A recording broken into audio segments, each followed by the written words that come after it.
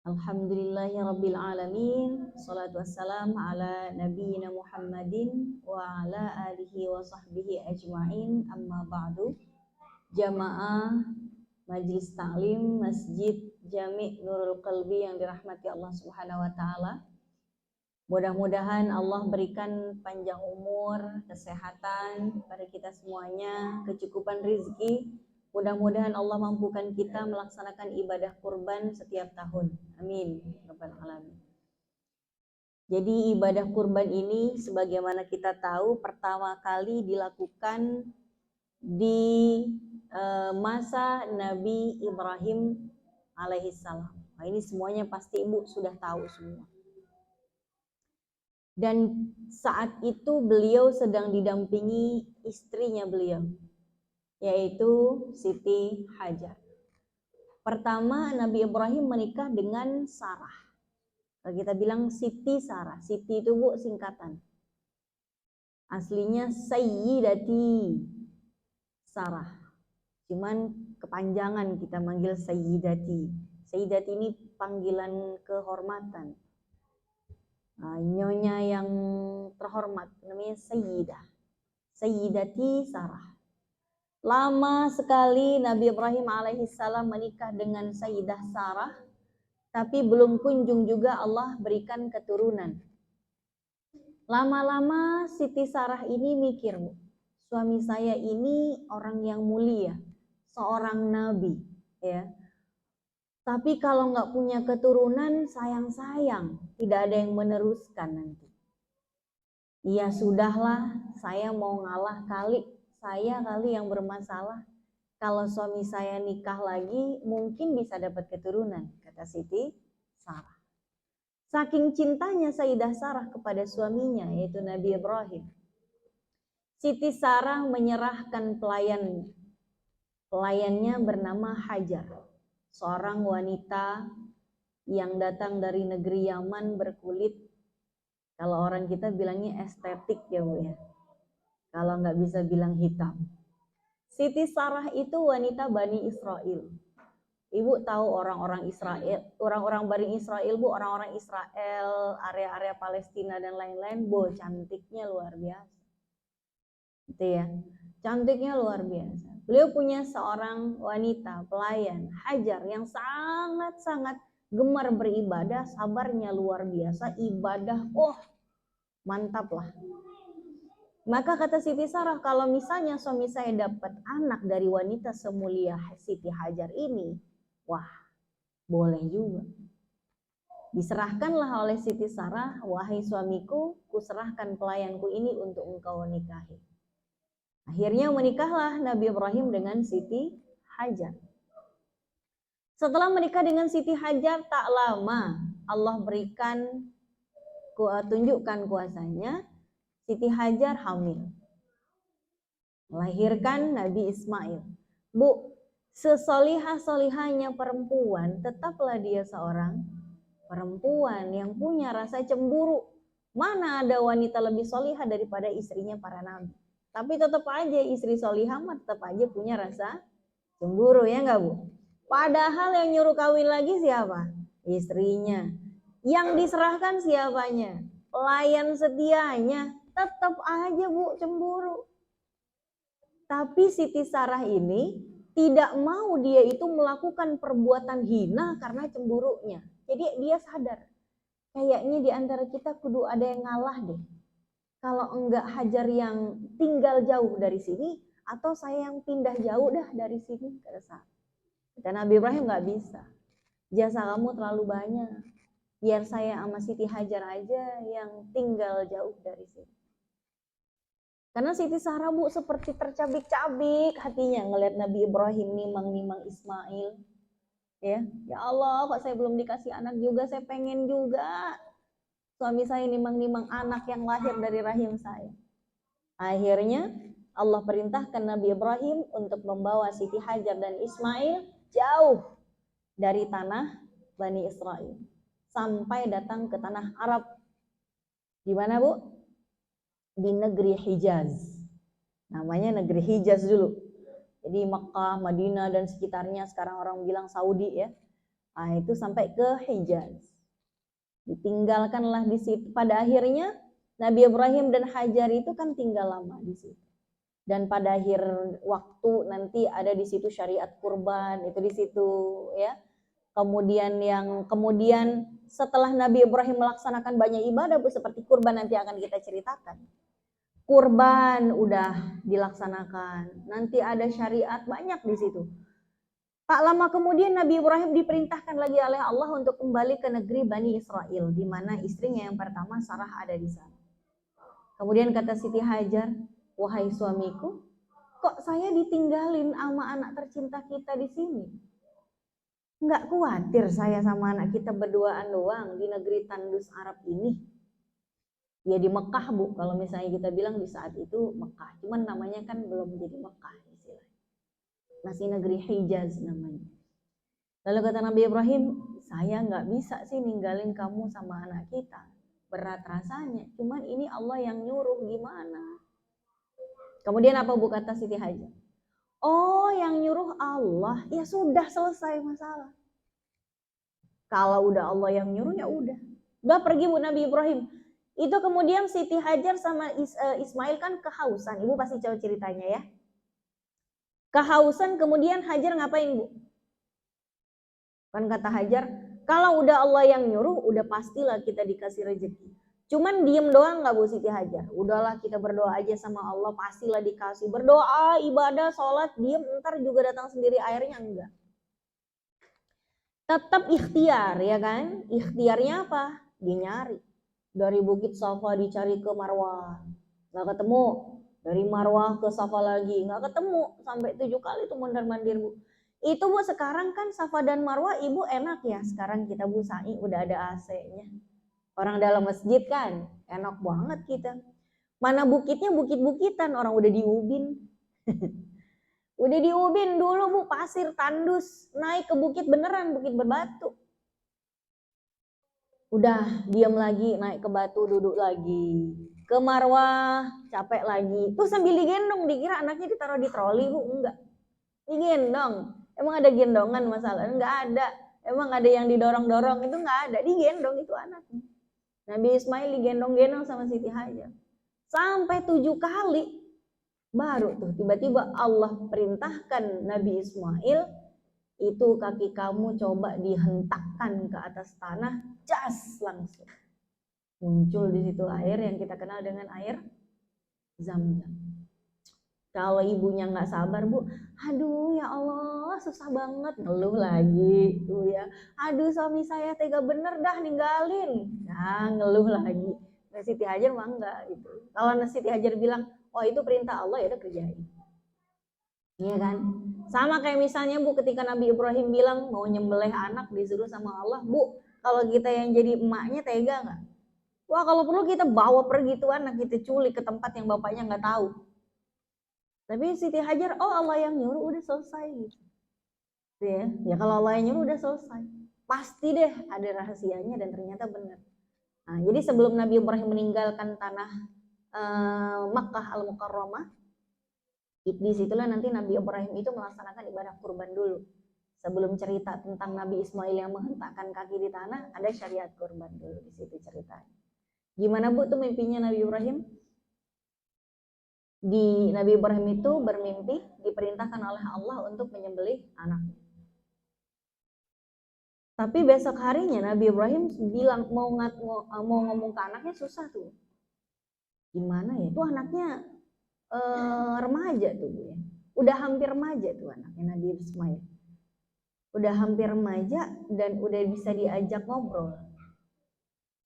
Apa kata Nabi Ibrahim pada Nabi Ismail saat mau menyembelih? Anakku, tadi malam ayah mimpi. Allah memerintahkan ayah lewat mimpi untuk menyembelih kamu. Madza tara? Gimana menurut kamu?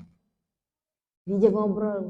Enggak tiba-tiba anak, papa disuruh menyembelih kamu. Sini, enggak. Diajak musyawarah.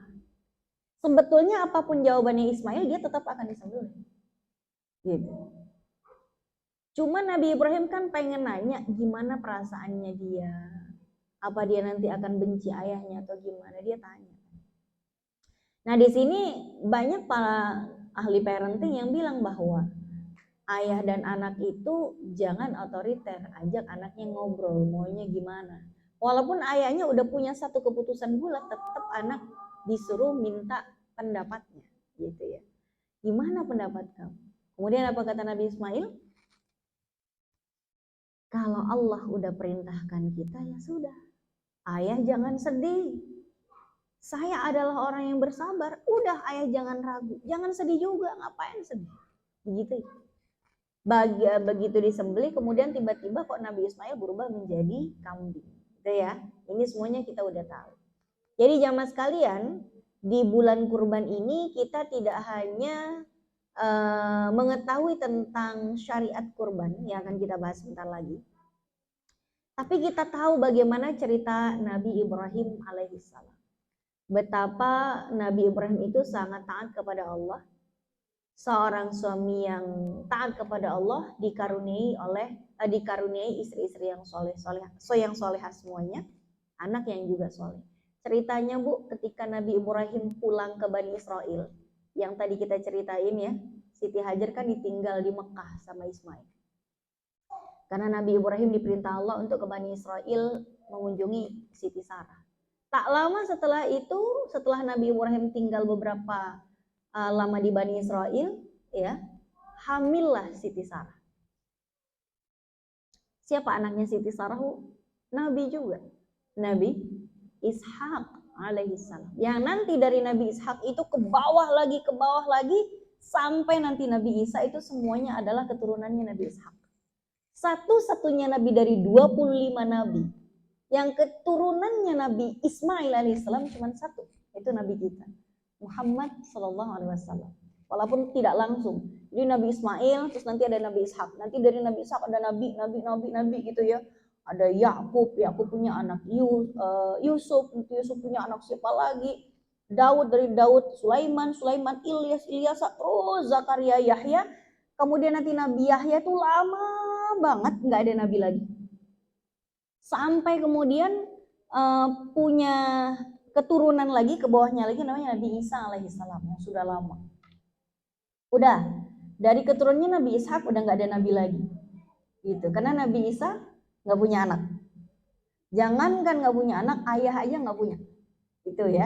Udah stop di situ. Nabi dari Bani Israel stop di Nabi Isa. Datanglah nabi baru, yaitu Nabi Muhammad SAW, yang juga keturunannya Nabi Ibrahim lewat Siti Hajar, lewat Nabi Ismail. Gitu ya. Kenapa Nabi Muhammad begitu dibenci oleh orang-orang Yahudi dan Nasrani?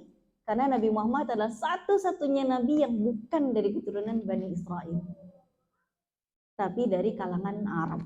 Sebelum-sebelumnya itu dari Bani Israel, yang membuat mereka besar kepala karena semua nabi, hampir semua nabi dari Nabi Ibrahim sampai Nabi Isa itu semuanya dari Bani Israel. Sehingga mereka menolak keberadaan seorang nabi baru karena bukan dari Bani Israel, tapi Allah pilih dari negeri Arab.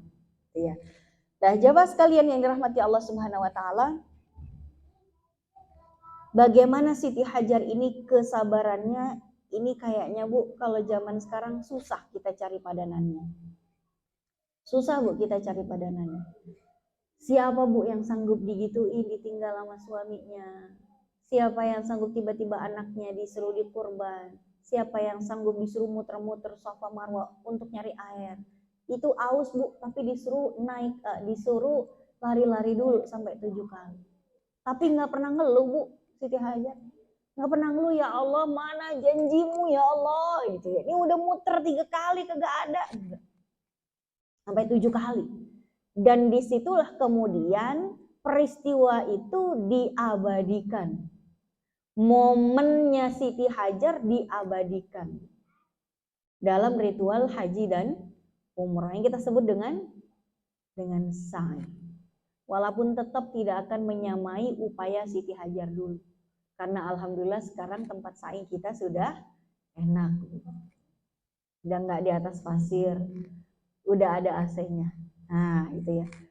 Baik jamaah sekalian, syariat yang kedua yang kita kenal di bulan kurban ini, di bulan Adha ini adalah syariat kurban.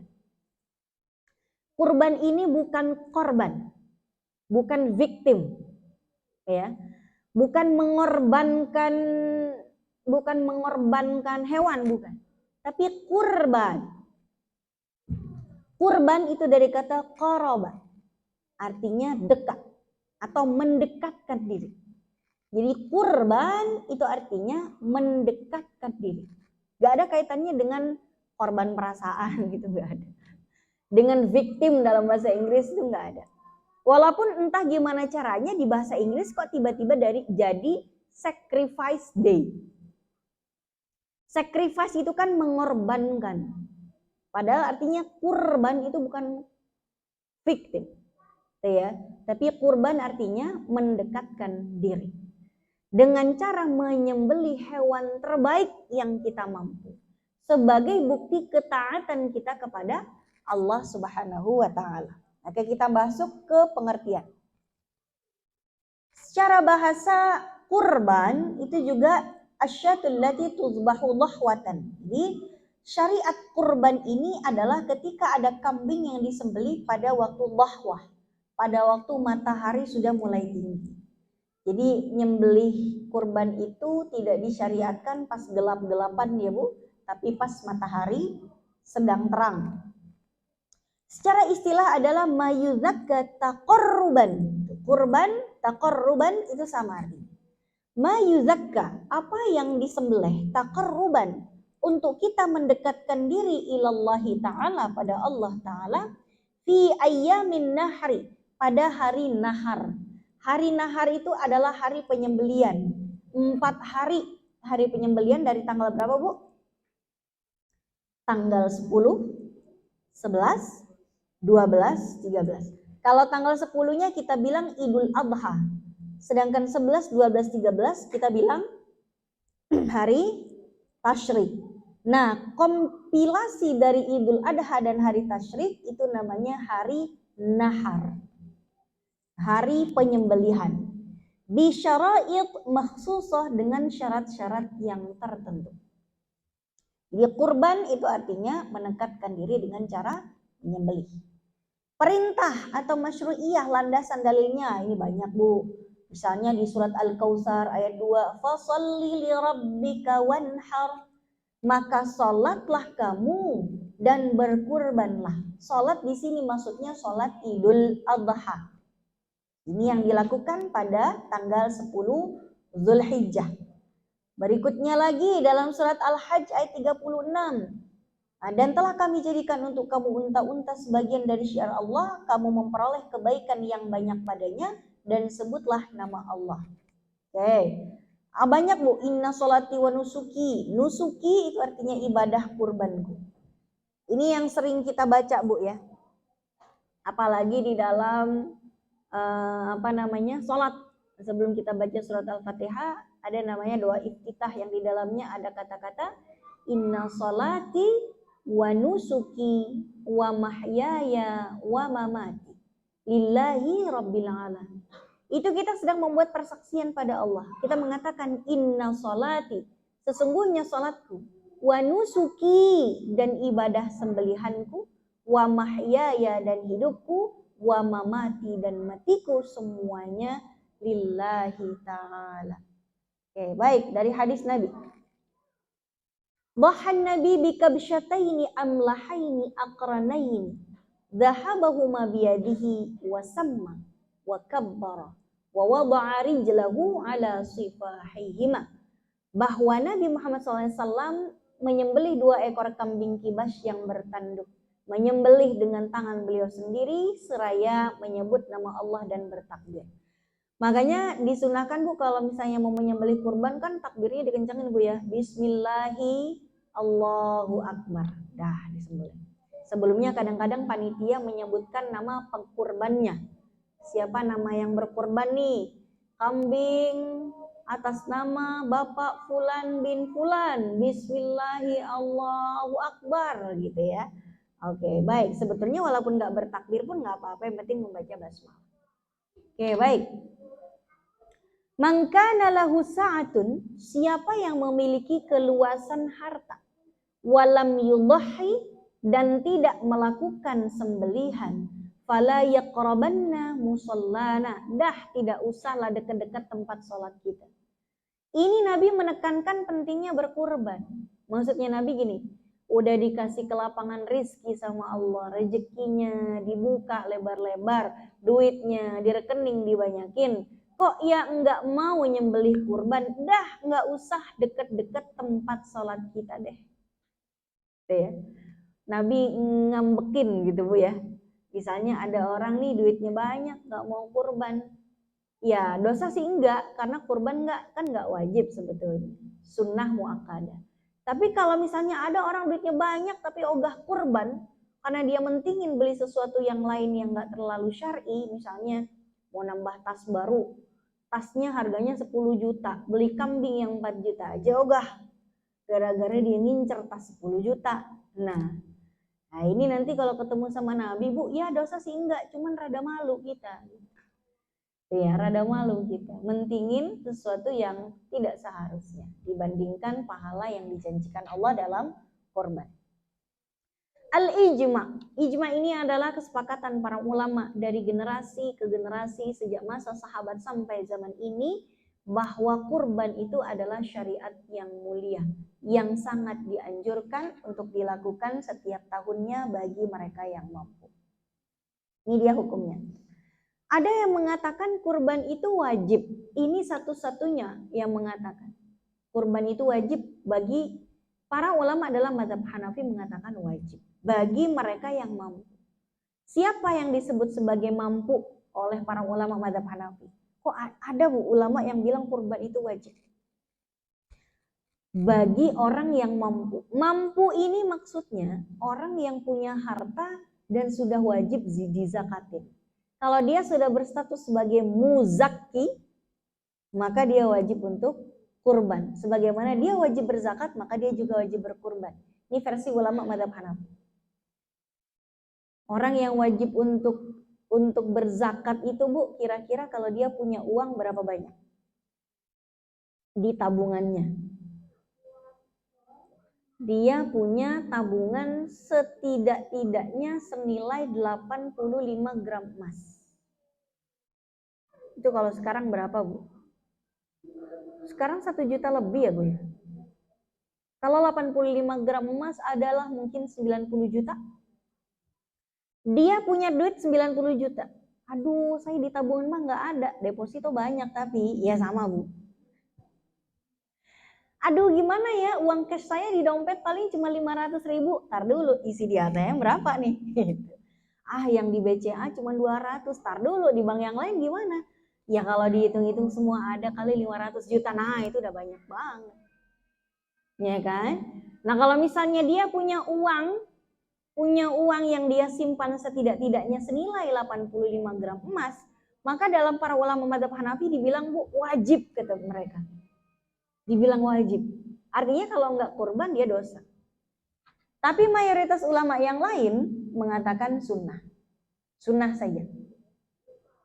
Jadi para ulama dalam mazhab Syafi'i mengatakan kalaupun dia kaya dan enggak berkurban, enggak dosa sih.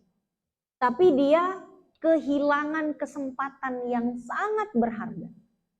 Ya, 4 hari dalam setahun, itu saja kesempatan dia. Itu pun dilewatkan. Gitu. Maka para ulama dalam mazhab Syafi'i kenapa tidak mewajibkan? Karena mereka mengambil dalil dari hadis Nabi yang mengatakan idza dakhalal 'ashr, apabila sudah mulai masuk 10 hari pertama bulan Dzulhijjah. Maksudnya udah datang nih tanggal 1, udah datang nih Dzulhijjah, atau tanggal 2 atau tanggal 3, di rentang antara tanggal 1 sampai tanggal 10 kita punya keinginan untuk berkurban. Wa arada ahadukum, dan ada di antara kalian yang mau, kalau mau berkurban maka berkurbanlah. Artinya gini Bu, kalau mau berkurban pahalanya gede. Tapi kalau enggak pun ya enggak dosa juga. Coba ya. Kalau mazhab Hanafi enggak wajib, enak aja. Duit dikasih 90 juta sama Allah, dikurangin 4 juta dikit aja buat beli kambing ogah. Mazhab Hanafi dosa tuh. Karena mengambil mengambil hadis Nabi yang tadi Bu, yang punya keluasan rezeki nggak kurban, nggak usah datang lagi ke masjid, kata Nabi gitu kan. Maka kata mazhab Hanafi, wajib tuh. Tapi kata mazhab Syafi'i nggak wajib. Kalau mau silahkan dalam hadis ini. Tuh ya. Ibu pernah dengar hadis ini? Bila memasuki 10 hari bulan Dzulhijjah dan seseorang ingin berkurban, maka janganlah dia ganggu rambutnya dan kuku-kukunya. Ini terjemahannya harusnya bukan rambut kurbannya, harusnya rambutnya. Nih Bu, kalau saya terjemahin secara letterlock ya, secara harfiah. Idza dakhala al-ashr, apabila datang 10 hari pertama Dzulhijjah. Wa arada ahadukum, dan di antara kalian ada yang mau apa? Ayyudhiyah, untuk menyembelih. Fala yamassa, maka jangan menyentuh min sya'rihi, rambutnya. Nyanya itu belum ketahuan. Nya. Hi itu artinya nya. Wala min basyarihi, dan juga kukunya. Syai'a, sedikit pun. Nanti para ulama beda-beda Bu. Artinya nya di sini apa nya? Rambutnya, kukunya, nya di sini maksudnya ke kurban apa ke orang yang berkurban? Itu nanti beda-beda pendapat. Ada yang mengatakan itu yang dilarang untuk digunting itu kurbannya, hewannya. Tapi ada yang mengatakan bukan hewannya tapi orangnya. Jadi kalau mau berkurban, orangnya jangan potong kuku, jangan potong rambut. Itu ya. Tapi yang ulama yang lain mengatakan bukan orang yang berkurban, gak ada urusan dia. Maksudnya kurbannya jangan dipotong kukunya, jangan dipotong bulunya. Nah, yang biasanya sekarang yang paling Ibu dengar familiar itu yang mana Bu? Yang nggak boleh digunting kuku dan rambut, orangnya apa kurbannya? Orangnya. Iya, memang ada pendapat itu. Ada pendapat itu. Apalagi para ulama mazhab Hanafi. Mazhab Hanafi mengatakan ini syariat larangan untuk gunting kuku sama rambut cuman buat orang-orang yang sedang ihram. Kan itu tanggal 10 Dzulhijjah lagi ihram tuh, belum selesai. Kan masih baru lontar jumroh hari pertama tanggal 10 Dzulhijjah kan? Ibu yang sudah pernah haji, tanggal 10 Dzulhijjah pagi-pagi kita lontar jumroh tuh. Ya. Lontar jumroh. Baru besoknya lontar jumroh lagi, begitu udah selesai nafar sani atau nafar awal, kita ke Masjidil Haram untuk tawaf ifadah, terus sa'i terus tahallul, udah selesai, ya kan? Nah, kata mazhab Hanafi, ini tuh maksudnya orang yang haji terus pengen berkurban. Dia jangan potong kuku, jangan potong rambut karena emang dia juga lagi sedang ihram. Itu satu pendapat mazhab Hanafi. Di Syafi'i itu terbagi menjadi dua Bu pendapat. Para ulama yang ada di dalam mazhab Syafi'i ini, kan ulama dalam mazhab Syafi'i banyak banget Bu. 1/3 dari ulama dunia itu bermadzhab Syafi'i. Itu ya.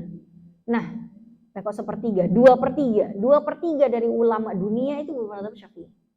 Masuk di Indonesia kebanyakan bermadzhab Syafi'i. Maka di mazhab Syafi'i sendiri ulama sebanyak itu terbagi menjadi dua dalam menafsirkan hadis ini. Ada yang mengatakan tadi ya, ini yang nggak boleh dipotong adalah kuku dan kulit orangnya. Ada yang mengatakan lagi, kurbannya aja, hewannya. Yang mengatakan itu yang terlarang untuk dipotong adalah rambut dan kukunya hewannya, berarti orangnya silakan aja mau potong kuku, mau potong kurban kalau dia mau berkurban. Tapi sebagian lagi mengatakan enggak, yang terlarang untuk potong kuku dan rambut itu yang berkurban. Cuman nggak sampai haram, makruh saja. Makruh, nggak sampai haram. Jadi kalaupun Ibu ambil pendapat yang melarang orang yang ingin berkurban untuk potong kuku dan rambut, bukan larangan yang sifatnya haram. Bukan. Makruh saja. Sebaiknya tidak. Cuman kalaupun Ibu tetap potong, enggak dosa juga. Gitu. Kayak gini Bu, makruh hukumnya kita nyicipin makanan pas bulan Ramadan. Kalau dilepeh kan enggak apa-apa. Ya. Makruh saja, tapi nggak sampai ngebatalin gitu. Sama kayak orang potong kuku dan rambut karena ingin berkurban tuh makruh saja. Artinya misalnya saya mau berkurban nih, terus tiba-tiba saya lihat kuku saya Bu, ya Allah kuku udah panjang begini, masa kudu nunggu 10 hari lagi, ini kan baru tanggal 1 Dzulhijjah udah beli kambing, udah nyerahin kambingnya ke masjid malah, tuh kan? Terus disembelihnya mending tanggal 10 Zulhijjah lah. Kalau misalnya kambing kita dipotongnya tanggal 13 Zulhijjah, Bu, tunggu 13 hari lagi. Aduh, nggak betah nih kuku, misal. Potong aja lah udah, bismillah, potong kukunya. Dosa nggak? Enggak. Tapi kalau dia mau mendapat kesunahan, tahan dulu untuk potong sampai hewannya dipotong. Jadi larangan di sini bukan sampai haram, tapi makruh. Bu ya. Baik. Berikutnya lagi, ini dia kesunahan dalam mazhab Syafi'i berkurban. Mayoritas ulama mengatakan ini adalah sunnah muakkadah. Ya. Jadi hukumnya sunnah muakkadah. Sunnah muakkadah itu, Bu, mau dibilang wajib, enggak wajib, mau dibilang sunnah, hampir wajib. Nah, itu namanya sunnah muakkadah. Yang kesunahannya hampir wajib. Dalam mazhab Syafi'i nanti dijelaskan lebih detail lagi. Kata ulama mazhab Syafi'i, buat kepala keluarga itu sunnah ain. Sunnah ain itu maksudnya kalau di dalam keluarga itu mereka mampu, maka kepala keluarganya ini setidak-tidaknya ngeluarin duit buat kurban. Boleh atas nama dia atau atas nama siapapun dalam keluarganya, tapi dia yang ngeluarin duitnya untuk beli kambing. Buat anggota keluarga yang bukan kepala keluarga itu sunnah kifayah. Sunnah kifayah itu kalau misalnya kepala keluarga udah kurban, maka anggota keluarga yang lain sudah walaupun duitnya banyak, sudah terlepaskan keharusan atau kesunnah muakkadahannya. Ibaratnya gini, Bu. Misal ibu kerja punya duit, suami punya duit, suami udah beli tuh kambingnya. Nah, ibu nggak usah beli juga, nggak apa-apa. Toh nanti ibu juga dapat pahala dari kurban yang dikurbankan oleh suami. Tapi kalau ibu juga tetap pengen berkurban juga, silahkan. Tapi kalaupun enggak, juga nggak apa-apa. Tidak ada aib, tidak ada beban apapun kalau ibu tidak berkurban kalau suami sudah berkurban. Tapi kalau suami ibu bilang gini, aduh bulan ini banyak banget cicilan yang belum kebayar, duit sih di rekening banyak, cuman mau beli ini, mau beli itu, mau ngerenov rumah yang lagi rusak, mau ganti mobil yang udah usang, apa segala macam, istriku sayang, kamu tahun ini mau kurban gak pakai duit kamu? Iya deh mas, aku aja yang kurban. Ya udah, suaminya juga gak masalah. Kenapa? Karena kita boleh misalnya Bu kalau berkorban niatnya gini. Hadza li wali ahli. Ya Allah, ini kurban saya untuk diri saya dan untuk keluarga saya. Ya. Yang berkurban cuma satu. Kurbannya cuma satu, tapi diniatkan pahalanya untuk dia dan keluarga. Itu yang disebut dengan satu kambing cukup untuk satu keluarga. Itu maksudnya itu. Yang berkurban tetap satu, yang beli kambing tetap satu orang. Cuman dia memohon kepada Allah agar pahalanya displit ke satu keluarga. Ibu pernah dengar kan katanya satu kambing cukup buat satu keluarga? Iya, maksudnya satu orang yang beli, satu orang yang kurban, tapi pahalanya buat bareng-bareng sekeluarga. Itu maksudnya. Yang artinya kalau suaminya udah kurban, istrinya nggak kurban lagi nggak apa-apa, anaknya nggak apa-apa. Yang penting satu aja. Nah, ini dia yang disebut dengan hadis Nabi, ya ayyuhan nas, wahai manusia, ala kulli ahli baitin. Di setiap satu keluarga, fi kulli amin, setiap tahun, udhiyah, satu hewan kurban. Satu hewan kurban untuk pahalanya sekeluarga. Itu Bu ya, itu. Jadi bukan gini Bu, saya mau kurban, tapi duit saya segini, mau dicampur sama duit suami, sama anak-anak. Yuk anak-anak kita patungan buat beli 1 ekor kambing, nanti atas nama kita semua. Kurban kambing atas nama Bapak Fulan, atas nama istrinya, Ibu Fulana dan anak-anaknya. Bismillah ya Allahu Akbar. Enggak. Tetap yang berkurban satu saja. Yang berniat untuk berkurban satu saja. Tapi nanti yang berkurban bilang, ya Allah, hadza li wali ahli. Ya Allah, ini kurban saya yang mau berniat kurban tahun ini, di mana pahalanya tolong berikan pada seluruh anggota keluarga saya. Tunggu ya, maksudnya itu. Makanya nanti kita akan bahas gimana ceritanya, apa hukumnya orang patungan kambing untuk sekolah atas nama kelas. Nanti kita bahas. Yang pasti ketika ayahnya sudah berkurban, atau misalnya ayahnya nggak kurban, istrinya, ibu nih kurban, suami enggak. Ya Allah, pahalanya tolong berikan kepada saya dan keluarga saya. Maksudnya keluarga itu siapa, Bu? Kan orang banyak, Bu, keluarganya. Keluarga yang mana yang dapat pahala saat dengan dikurbannya 1 ekor kambing? Bu, namanya orang keluarga, Bu, banyak, Bu, yang ngaku, apalagi kalau ibu orang sukses, tiba-tiba banyak deh yang datang ngaku menjadi keluarga. Iya, tiba-tiba misalnya ada ibu nih, ketiban ketiban gusuran jalan tol, wah, jadi miliarder dadakan. Itu ntar banyak, Bu, yang ngaku jadi saudara. Tiba-tiba pada ngaku jadi saudara. Atau ada orang kaya meninggal dunia, banyak tuh yang ngaku saudara biar dapat kecipratan warisan. Jadi ini maksud dengan saudara ini siapa? Keluarga. Yang dimaksud dengan keluarga adalah orang yang bersekutu dalam nafkah. Berada dalam satu putaran nafkah yang sama. Berada dalam tanggungan nafkah yang sama. Contoh, suami saya kurban. Maka ketika suami saya bilang, ya Allah ini kurban untukku dan untuk keluargaku. Yang dimaksud oleh beliau keluargaku adalah orang-orang yang berada dalam tanggungan nafkahnya beliau. Siapa? Istrinya, saya, sama anak-anak kita. Karena beliau wajib menafkahi kami, istri dan anak-anak. Kalau misalnya suami saya masih punya ibu yang sudah menjanda, yang nafkah sehari-harinya ditanggung oleh beliau, ibunya juga kena dapat pahala kurbannya. Tapi kalau ibunya beliau dinafkahi oleh suaminya, berarti dapat pahala dari kurban suaminya, bukan dari suami saya anaknya. Gitu, Bu, ya. Jadi yang berada dalam tanggungan nafkah yang sama. Istrinya, anak-anaknya. Atau misalnya suami saya juga ternyata menafkahi anak yatim misalnya. Ya, dia mengasuh anak yatim di panti yang setiap bulannya pasti dikasih nafkah misalnya. Itu juga dapat nanti. Ini disebut dengan keluarga adalah orang yang berada dalam tanggungan nafkah yang sama. Atau kalau yang berkurban bukan suami saya deh. Saya misalnya yang berkurban. Maka siapa yang dapat pahalanya? Sama. Orang yang berada dalam tanggungan nafkah yang sama.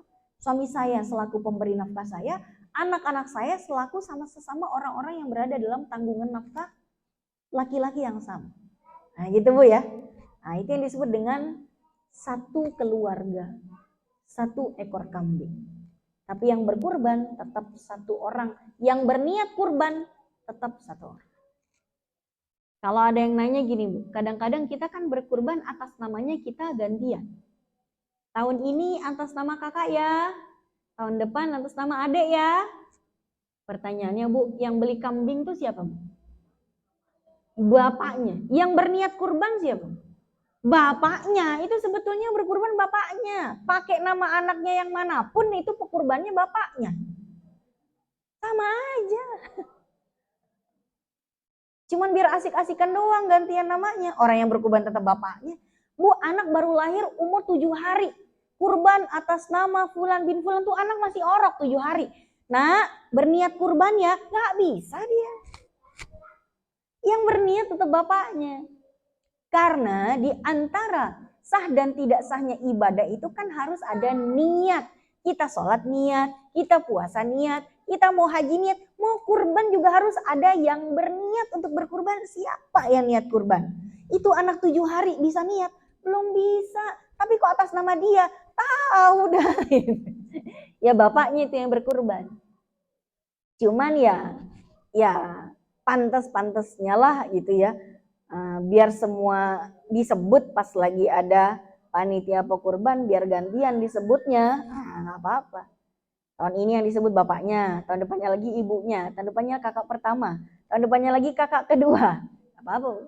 Itu judulnya yang berkurban bapaknya, yang berniat kurban bapaknya. Cuman bapaknya pasang nama anaknya doang. Ibaratnya, Bu, di rumah itu ada mobil, ya. Atas nama siapapun STNK-nya yang punya mobil siapa? Bapaknya. Di anaknya udah umur 17 tahun gitu ya, di atas namakan anaknya boleh nggak ngejual itu mobil? Diomelin sama bapaknya, ini mobil papa, kan STNK-nya aku pak, pinjem doang namanya, kata bapaknya. Ya itu bedanya Bu, yang berniat tetap bapaknya sebetulnya. Atau siapapun yang membeli yang punya duit. Kadang-kadang bukan bapaknya Bu, yang punya duit emaknya. Ada Bu, bawa bapak yang nggak punya duit, yang jadi tulang punggung keluarga malah istri ada. Dia yang beli kambing. Yang berniat untuk berkurban ya dia sebetulnya. Kenapa dia beli kambing? Karena dia mau berkurban. Tapi kurbannya untuk dede. Iya terserah sih. Tapi kan yang berkurban ibunya, niatnya ibunya. Tetap aja pahalanya barengan. Pahalanya tetap diberikan kepada satu keluarga. Nah, kira-kira seperti itu konteksnya. Baik. Apa sebetulnya keutamaan berkurban? Pertama, kurban ini adalah ibadah yang sangat dicintai oleh Allah Subhanahu wa taala. Maka dalam satu hadis disebutkan ma'amila adamiyun min amali yaumin nahri ahabba ilallahi min ihraqid dam. Tidaklah seorang anak Adam melakukan pekerjaan yang paling dicintai Allah pada hari penyembelihan kecuali mengalirkan darah hewan atau mengorbankan hewan. Jadi pahala yang paling tinggi pada hari nahar itu adalah menyembelih kurban. Tentu kalau ibu pertanyakan mana lebih tinggi sama haji? Ya haji lah Bu. Cuman kan kita semuanya belum nggak bisa haji, semuanya nggak bisa. Tapi kalau kita semuanya kurban sangat bisa. Apalagi kita haji juga, kurban juga. Cuman sensasinya kalau kita kurban pas lagi kurbannya di Saudi Bu, kurang greget Bu, karena nggak ngelihat proses penyembelihannya. Ya Bu ya, kita nggak ngelihat proses penyembelihannya, nggak kayak kalau sekarang Bismillahirrahmanirrahim kita rekam gitu ya. Kalau di Saudi nggak bisa, ibu nitipin aja mau tawif, Pak saya mau motong kurban, kasih duit selesai. Ibu nggak tahu kambing itu yang mana kambingnya ibu tuh, dagingnya dikemanain juga nggak tahu ya. Udah pokoknya Bismillah mau kurban selesai. Oke. Nah, jadi inti dari ibadah kurban itu Bu, nyembelihnya. Adapun bagi-bagi dagingnya itu bonusnya. Bonus. Artinya, kalau ternyata ada orang nyembelih hewan kurban, dia enggak bagi-bagi dagingnya, sah enggak kurbannya? Sah. Kurbannya sah, tapi nggak dapat pahala bagi-bagi daging. Bisa saja dia dapat pahala karena memang dagingnya dibagiin ke keluarganya sendiri yang fakir. Contoh Bu, ada orang pengen banget kurban, dia nabung-nabungnya, padahal dia orang yang kurang mampu. Ya, dia niat untuk berkurban sekaligus niat untuk nyenengin anak istrinya makan daging kambing karena jarang-jarang. Akhirnya dia bener-bener Bu nabungnya, setiap hari disisihkan uangnya, makannya dia hemat-hemat, ditahan gak beli ini dan itu. Dia sembelihlah 1 ekor kambing. 1 ekor kambing dia gak bagi-bagi ke tetangga, dia makan buat keluarganya sendiri yang memang fakir. Yang sehari-harinya cuma nasi sama garam doang. Ya berarti kan dia bagi dagingnya ke orang fakir juga, bukan istrinya fakir. Anaknya juga fakir. Jadi kepala keluarga yang fakir itu membagi-bagi kambing pada istri dan anak-anaknya yang fakir juga. Iya, boleh gak? Boleh Bu. Apalagi istrinya 3, anaknya 12, kambing seekor masih kurang Bu. Iya kan? Iya, sah gak kurbannya? Sah. Kok gak dibagi? Dibagi ke anak sama istrinya yang juga adalah orang fakir. Cuman resikonya kalau nggak bagi-bagi daging ke luar rumahnya dia, apa Bu resikonya? Diomongin tetangga. Ya Bu ya, gitu. Tapi nggak apa-apa, artinya kalaupun nggak bagi-bagi dagingnya, nah itu kalau dia nggak bagi daging ke luar rumahnya, tapi dia baginya ke istri dan anaknya juga orang fakir. Karena setidak-tidaknya pembagian daging kurban ini setidak-tidaknya 1 ritel daging, 1 ritel itu kurang lebih 0,5 kilogram daging setidaknya dibagikan ke orang fakir, siapapun orang fakir. Boleh istrinya sendiri, boleh anaknya sendiri, boleh tetangganya sendiri. Sisanya silahkan, boleh dihadiahkan, boleh dimakan sendiri. Tapi afdolnya maksimal yang dimakan sendiri maksimal sepertiga dari yang dia sembelih. Kalau bisa sepertiga dari yang dia sembelih. Dia nyembelih kambing paling banyak dia minta ke panitia kurban sepertiganya, itu udah banyak banget. Sisanya disedekahkan sama dihadiahkan. Ya. Tapi kalaupun ibu cuman mensedekahkan setengah kilo atau 1 kilo, sisanya ibu makan sendiri di rumah, tetap sah kurbannya. Cuman bakhil juga iya. Nggak dapat pahala bagi-bagi daging, Bu. Gitu ya. Jadi cuman dapat pahala nyembelih kurbannya iya. Dapat pahala bagi-bagi dagingnya enggak.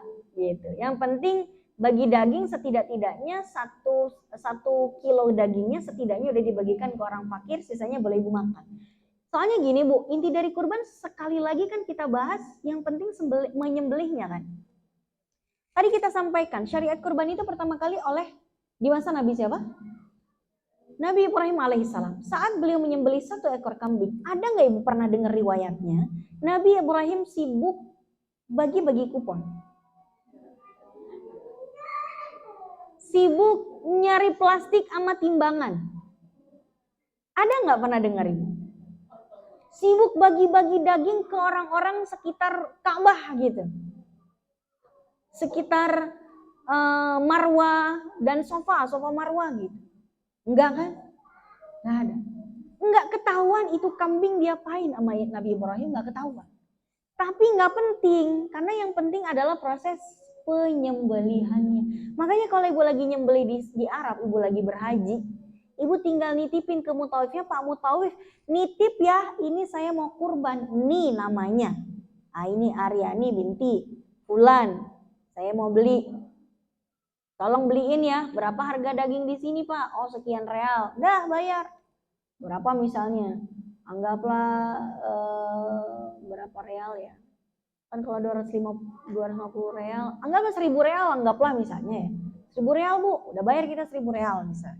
Sudah, ntar mutawifnya tinggal cari peternakan, entah itu di sekitar Tanim, entah itu di Hudaibiyah, pokoknya cari. Pak peternak, ini ada yang mau kurban, ini atas nama ini ya, tolong sekalian nanti disembelihin. Iya, udah selesai. Kita nggak tahu Bu, itu kemana tuh daging, ya.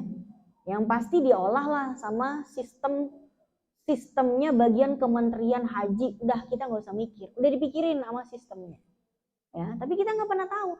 Saya pengen dong nyicipin hewan kurban saya yang mana ya? Tolong dong anterin saya ke tempat pemotongan hewan kurban, Bu. Tahun 2019 kita waktu itu jemaah haji diantar di ujung kota Minah itu, di kota Minah di ujung tuh ada penyembelihan hewan kurban. Tapi kan rumah potong hewan jadinya udah satu rumah potong hewan, kita masuk kan bau banget tuh kambing-kambing kan. Itu kambing udah ngegantung semua Bu, palanya di bawah, kakinya di atas kan, udah ngegantung semua, udah dibersihin, udah diapa-apain. Ntar dulu Pak Mutawif, kambing saya yang mana? Lah mana tahu Bu, kita ribuan ekor Bu. Mana lah kita tahu yang punya kita yang mana? Nggak tahu. Itu nanti kambing dikemanain? Tahu. Ya nggak tahu. Pasti dibagiin ke jamaah haji mana, ke orang-orang fakir sekitar. Udah pasti dibagiin. Tapi kan kita nggak tahu. Kita nyicipin daging kurban kita, apa daging kurban orang, nggak penting. Udah. Yang penting kita dinyembelih sampai pahalanya pada kita. Itu aja. Ya Bu ya. Jadi kalau misalnya Ibu udah menyerahkan hewan kurban ke panitia, udah kalau kita percaya sama panitianya Pak, pokoknya ini kurban atas nama saya, untuk saya dan keluarga saya pahalanya. Tapi atas namanya atas nama saya misalnya. Sudah, begitu dipotong pahalanya udah dapat lah kita Bu. So pembagian dagingnya serahkan aja lah sama panitia kurban gimana baiknya menurut dia. Kan gitu ya. Kecuali kalau Ibu mau sendiri, Ibu panggil tukang jagal, saya nggak mau ke masjid, mau di belakang rumah saya aja, silakan. Terserah teknisnya. Yang penting menyembelih kurban dengan hewan yang sudah ditentukan di waktu yang sudah ditentukan dengan cara yang ditentukan. Baik. Yang kedua, keutamaan kurban adalah syiarnya Allah. Yang ketiga adalah sunnah Nabi kita Muhammad SAW. Yang keempat, ibadah yang paling utama di hari-hari nahar. Kita cuma punya kesempatan 4 hari dalam setahun. Kalau kita lewatkan, ruginya kita. Baik jamaah sekalian, kita sekarang masuk ke kedudukan ibadah kurban. Ibadah kurban ini Bu adalah ibadah yang ta'abudi. Jadi dalam syariat itu Bu ada 2 macam ibadah. Ada ibadah ta'abudi, ada ibadah mu'allal atau ma'kulatil makna. Ibadah ta'abudi ini Bu ibadah yang tidak usah dinalar pakai logika. Sedangkan ibadah ma'kulatil makna ibadah yang pakai nalar. Contoh ibadah yang pakai nalar apa Bu? Saya mau sedekah ke orang miskin. Maka cara memilah orang miskin dan tidak pakai otak. Ya kan? Tapi kalau ibadah ta'abudi nggak usah pakai logika. Udah begitu perintahnya, ya udah begitu. Kenapa Allah cuma nyuruhnya kambing atau sapi atau onta? Kalau kita mau nyembelih pakai ayam 1 kandang, itu kan harganya lebih tinggi daripada kambing 1 ekor. Kenapa nggak boleh?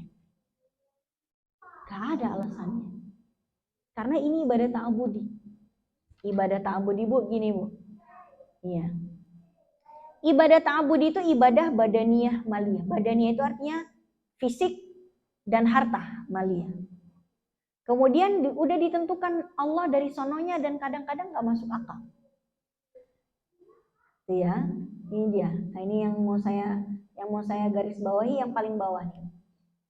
Maksudnya ibadah ta'abudi kadang-kadang tidak bisa dinalar logika. Contohnya ibadah yang tidak bisa dinalar logika. Udah dari sononya begitu kita sami'na wa ata'na aja. Tayamum Bu. Gimana ceritanya kita nggak bisa wudhu terus diganti tayamum? Bukannya tayamum itu malah bikin kotor orang dia tanah. Bisa nggak dinalar logika? Tanah disuruh gantiin air. Nggak masuk akal. Ya nggak usah dimasukin akal Bu, kerjain aja. Gitu ya. Atau sholat Bu, Ibu pernah nggak mikir? Atau kita pernah nggak memikirkan alasan? Kok bisa subuh cuma 2 rakaat? Kenapa nggak 3 rakaat kayak maghrib? Kenapa? Kan sama waktunya, kurang lebih 1 jam juga. Kenapa subuh harus 2? Padahal maghrib yang juga waktunya cuma 1 jam, itu 3 rakaat. Padahal maghrib itu waktunya lagi hektik-hektiknya, lagi sibuk-sibuknya tuh jam maghrib. Kenapa nggak 2 rakaat aja tuh pas maghrib? Kenapa? Gak ada alasannya. Gak ada. Itu yang disebut dengan ibadah yang tidak perlu dinalar logika. Ya Bu ya. Tidak perlu dinalar logika. Itu namanya ta'abudi. Lontar jumrawu. Ngapain Bu kita disuruh ngelontar ke tembok, tiang, buat ngelempar setan? Setannya udah pergi Bu. Dia udah tahu menjelang tanggal 10 Dzulhijjah orang-orang di tenda Mina sebanyak itu bakalan ngelempar tiang. Setannya udah pergi duluan. Setannya udah pergi duluan. Terus kita ngapain lempar tiang? Ada alasannya? Nggak ada. Tapi seperti itulah ritual yang Allah suruh kepada kita. Bu, Nabi Adam disuruh untuk tidak makan 1 jenis buah yang oleh setan dikasih nama buah khuldi. Allah ngasih nggak alasannya? Nabi Adam nggak boleh makan ini ya, karena nggak ada karenanya. Nggak ada. Nabi Adam nggak boleh makan ya, titik. Nggak ada alasannya.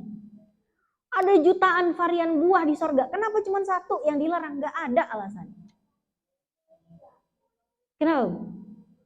Inti dari ibadah ta'abudi, intinya adalah Allah ngetes sejauh mana ketaatan kita. Itu saja. Itu saja. Allah lagi ngetes Nabi Adam sampai mana dia taat pada Allah setelah dikasih sekian banyak fasilitas di surga. Sama kayak kita juga. Ibadah kurban hewannya ditentuin, tanggalnya ditentuin, caranya ditentuin, itu semuanya adalah kita dites. Sampai manakah tingkat ketaatan kita sama Allah, walaupun kadang-kadang perintahnya Allah dalam hal ini tidak perlu kita nalar dengan logika. Itu yang disebut dengan ibadah mahdoh atau ibadah yang sifatnya ta'abudi. Dulu ya. Baik. Berikutnya, ibadah maliyah badaniyah. Ini ibadah perorangan. Ibadah yang berkaitan dengan harta, gak perlu maksain, Bu. Kalau misalnya ada bapak-bapak pengen banget berkurban, tapi gara-gara berkurban, dia tidak mau bayar kontrakan. Akhirnya digedor mulu tiap hari sama yang punya rumah. Anaknya nggak bisa ikut ujian gara-gara belum bayar SPP. Gara-gara duitnya ditahan bapaknya buat beli kambing. Nggak boleh. Kenapa? Karena kurban ini disyariat dan disunnahkan pada yang mampu. Kalaupun bukan orang mampu, boleh silahkan dia berkurban sambil maksa-maksain, tapi tidak boleh menzolimi orang lain. Anaknya dizolimin, nggak ikut ujian, gara-gara duitnya ditahan sama bapaknya. Itu ya, nah itu nggak boleh. Jadi tidak boleh dengan mengabaikan kewajiban yang lain. Kalau semua kewajiban sudah terpenuhi, ada duit lebihnya, kurbanlah. Tapi kalau tidak usah memaksakan diri. Kemudian, waktunya ditentukan hanya 10 sampai 13 Zulhijjah. Hewannya pun ditentukan hanya kambing, sapi, dan unta. Kalau kita punya peternakan bebek, Bu, boleh nggak kita kurban bebek? Sekandang deh. Nggak boleh. Kita punya empang lele, Bu, korban lele boleh nggak? Kalaupun boleh, itu lele mau disembelih sebelah mananya? Kan emang lele ada lehernya, Bu? Ada, ya. Jadi udah cuma 3 itu doang, kambing dan sejenisnya. Kambing dan sejenisnya, Bu, nanti ada biri-biri, ada domba, gitu ya. Nanti sapi juga dengan segala jenisnya, ada kerbau. Itu kerbau masuk ke jenis sapi, boleh. Sapinya boleh sapi perah, boleh sapi pedaging, boleh sapi limusin, boleh sapi apalah, yang penting dia sapi dan sejenisnya. Kerbau termasuk jenis sapi. Unta, kayaknya di Indonesia walaupun sultan sekalipun nggak ada yang unta. Karena unta nggak hidup di negeri kita. Ada unta, paling adanya cuman di kebun binatang. Nggak akan dijual juga dia. Ya kan? Jadi udahlah, kita kambing sama sapi. Dan segala jenisnya. Oke, baik. Apa hikmahnya berkurban? Hikmahnya banyak, Bu, ibadah tambahan dari kurban ini. Selain hablum minallah dengan menyembelih, ada hablum minanas dengan cara bagi-bagi daging. Itu adalah tambahannya. Tambahannya untuk diri kita dan keluarga, jadi bisa ada momen-momen nyate bareng. Ya, Bu, ada momen nyate bareng. Walaupun kadang-kadang ada yang nggak doyan kambing, akhirnya dia beli ayam gitu ya buat nyate barengnya. Bukan ayam yang dikurbankan, bukan, cuman buat tambahan varian pas nyate-nyatenya aja. Hadiah bisa disedekahkan juga. Makanya untuk manfaat tambahan, ini manfaat tambahan, beneran kita tambahan, karena intinya adalah nyembelihnya. Maka nggak boleh ibu misalnya mau berkurban, saya mau kurban, beli daging ibu di pasar, dibagi-bagiin ke orang dengan bilang saya berkurban. Kan harga kambing kan 4 juta. Saya tadi beli di pasar 4 juta juga, saya borong tuh daging. Tapi dagingnya doang, saya nggak beli kakinya, nggak beli palingnya, udah daging doang. Nggak bisa disebut berkurban, Ibu. Kenapa? Karena proses penyembelihannya nggak ada, langsung udah jadi daging. Inti dari kurban itu menyembelihnya. Maka afdol sekali kalau nyembelih itu yang berkurban, yang nyembelih langsung itu afdol. Sayyidah Aisyah, Bu, kurban nyembelih sendiri beliau tuh. Ibu berani gak? Enggak, saya aja enggak. Boleh diwakilkan, Bu. Boleh diwakilkan ke panitia, itu silahkan. Tapi kalau mampu nyembelih sendiri itu lebih baik. Maka Nabi sendiri juga menyembelih sendiri. Sayyidah Aisyah nyembelih sendiri. Tapi yang enggak bisa nyembelih sendiri boleh diwakilkan. Enggak semua orang, Bu. Itu butuh mental tuh nyembelih, Bu. Butuh mental. Enggak harus yang wah binaragawan. Belum tentu tuh binaragawan bisa nyembelih, berani, Bu. Enggak. Wah, dia berani. Wah, udah begini-begini ya, giliran disuruh nyembelih. Maaf ya, gitu ya. Maaf, Cin. Ya, cancin dia. Jadi butuh keberanian dan butuh mental yang kuat untuk nyembelih. Kenapa? Karena harus siap melihat darah bercucuran. Enggak semua bapak-bapak sanggup juga melihatnya, ya. Oke, baik. Ini dia hewannya. Hewannya kambing, sapi, unta. tidak sah ayam, bebek, angsa, ikan, telur juga mau disembelih mananya. Dagingnya doang, nah itu juga nggak bisa. 2 tahun minimal untuk kambing ya. Kemudian tidak cacat. Maka dalam satu hadis disebutkan tidak boleh kalau memiliki satu di antara 4 kecacatan. Al-aura'u al-bayyin auruha. Ya, buta walaupun cuma satu butanya dan jelas nampak kebutaannya. Wal maridatul bayyinu maraduha, yang sakit nampak sakitnya. Jadi Bu, misalnya Bu, udah dibeli kambingnya tanggal 1 Zulhijjah. Begitu tanggal 10-nya mau disembelih, sakit dia. Nah, itu nggak bisa Bu disembelih. Harus nyari kambing yang lain. Kalau nggak mampu beli kambing yang lain ya berarti belum bisa kurban. Karena kambingnya sakit dan sakitnya benar-benar sakit Bu. Ya, nggak bisa bergerak dia. Bahkan lumpuh mungkin, nggak bisa. Kadang-kadang Bu ada hewan yang tiba-tiba sakit gara-gara dia ngelihat temennya disembelih. Maka kan menyembelih hewan itu juga kalau bisa jangan diperlihatkan ke teman sekandangnya. Gitu. Misalnya nih Bu, nih kambing di sebelah situ, kambing semua sebelah sini mau disembelih. Nah itu kalau bisa ada partisinya gitu ya, biar nggak ngelihat langsung. Kalau misalnya sapi Bu, Ibu coba dah nyembelih sapi di samping sapi yang hidup. Ntar giliran sapi yang hidup mau disembelih susah dia. Dirobohinnya susah, udah stres duluan. Ntar lagi alot lagi dagingnya. Disembelih dalam keadaan stres, bikin alot dagingnya juga. Nah, jadi makanya kalau kita mau nyembelih ya kita kalau bisa nggak memperlihatkan ke hewan lain yang masih hidup. Jadi tidak boleh buta, sakit, tidak terpotong, tidak pincang, tidak kurus. Kalau bisa jangan yang dikasih makan najis kalau bisa. Ini ada tambahan saja. Nah jamaah sekalian, ini kita masuk ke patungan kurban jam 10. Ini sampai jam 10.30 ya Bu? Oke, ini materi terakhir insya Allah satu slide ini. Patungan kurban ini kan kalau yang boleh sapi dan unta maksimal 7 orang. Patungan. Bu, kalau kita bilang patungan tidak harus sama jumlah patungannya, nggak apa-apa. Misalnya saya dan kakak-kakak saya mau patungan sapi. Kita semuanya udah berumah tangga, berarti kan masing-masing udah, ya kan? Saya punya duit cuma 3 juta. Tapi kakak saya yang punya duit lebih banyak, dia bilang, nggak apa-apa, saya bayar 7 juta, dia bilang. Boleh. Ada di antara 7 orang itu misalnya harga sapinya anggaplah 35 juta. Berarti per orang kan kenanya 5 juta harusnya. Tapi ada satu yang cuma mampu 3 juta. Nggak apa-apa. Ternyata yang lain nggak apa-apa, kamu 3 juta aja. Saya mau patungan 7 juta. Boleh nggak? Boleh. Yang satu lagi patungan saya mau 10 juta. Oh ya sudah, saya 1 juta saja, kata yang lain. Boleh angkanya berbeda-beda jika itu disepakati. Tapi kalau misalnya nggak disepakati ya nggak boleh Bu. Ya nggak bisa dong, kita 5 juta 5 juta. Ente siapa yang mau nombok kalau nggak 5 juta? Nggak ada yang nombok. Ya udah berarti kudu 5 juta. Kalau ada yang nombok boleh kurang dari 5 juta. Itu ya. Oke, baik. Nah ini dalilnya kita skip dulu karena efisiensi waktu. Kemudian yang tidak boleh adalah kambing.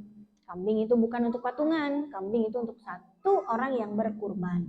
Walaupun sekali lagi pahalanya bisa disebar, tapi tetap yang berniat hanya satu orang saja. Sekarang kita bahas yang ini Bu, patungan kurban di sekolah. Ini sebetulnya kalau tidak diatasnamakan satu orang, tidak diberikan pada satu orang, itu judulnya sedekah doang.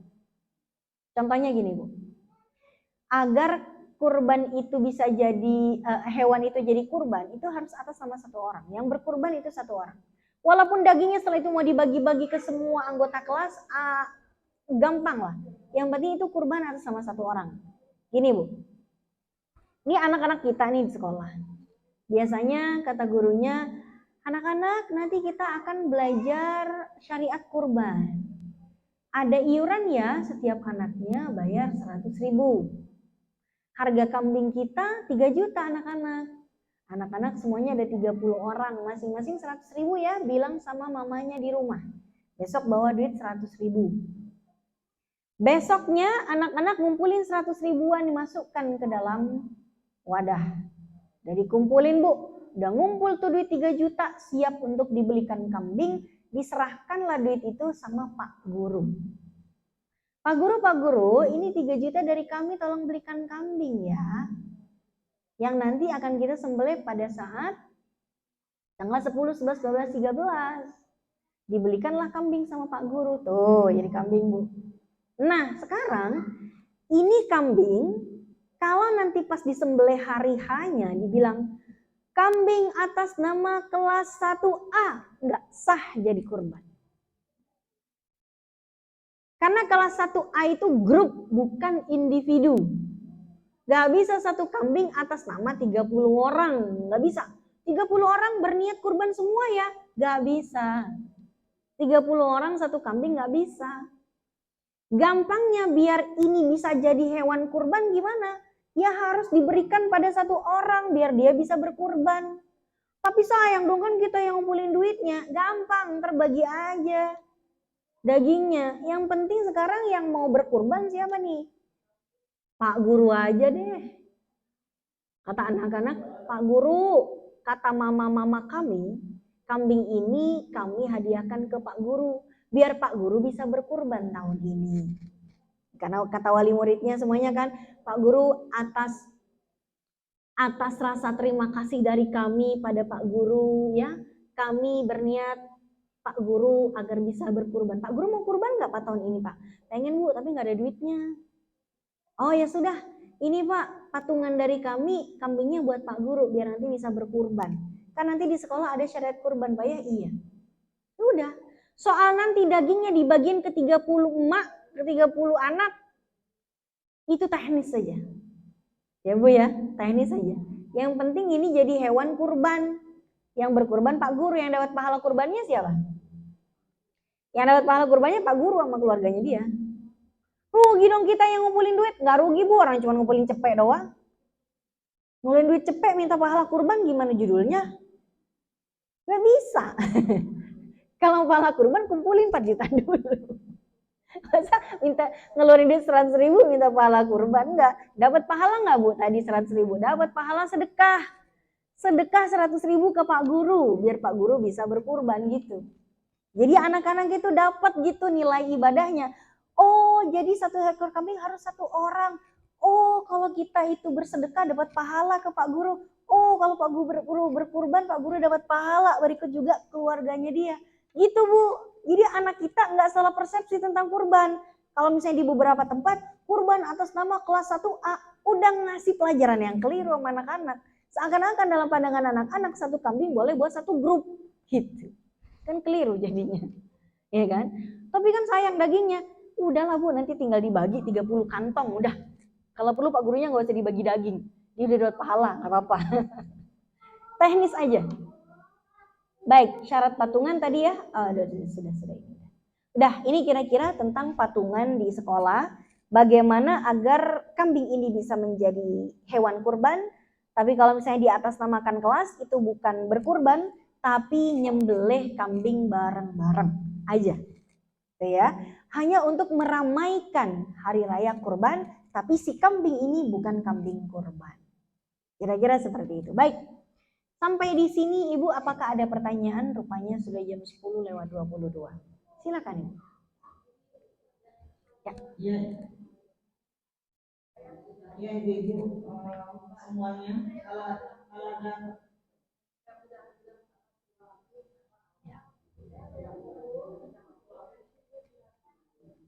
Oh, katanya mau pakai mic dulu Bu, sebentar. Mic-nya nanti diantar ke Ibu ya. Bagi ibu-ibu yang mau bertanya tentang masalah kurban, kita persilakan.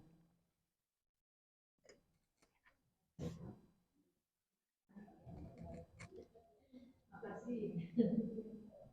Saya misalnya berkurban, nggak bilang-bilang sama keluarga, tapi saya berkurban atas nama suami. Suami masih ada?